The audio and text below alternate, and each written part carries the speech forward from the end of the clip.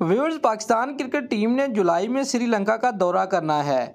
दौरे में ICC test championship के 2 टेस्ट मैचेस शामिल हैं। हम आपको बताते चलें कि पाकिस्तान क्रिकेट टीम के दौरा श्रीलंका में वनडे मैचेस शामिल करने पर पेश रफ्त हाल न हो सकी। ज़रा का कहना है कि पाकिस्तान और श्रीलंकन बोर्ड्स के दरमियान चंद हफ्ते कबल बातचीत शुरू हुई थी।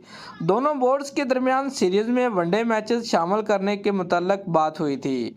दोनों बोर्ड ने वर्ल्ड कप की तैयारी के लिए वनडे मैचेस शामिल करने पर बात की। हम आपको बताते चलें कि पाकिस्तान और श्रीलंका के दरमियान वनडे मैचेस की तजवीज़ को ख़त्म नहीं किया गया। इम्कान है कि अगले चंद रोज़ में इस मामले पर हतमी बातचीत होगी।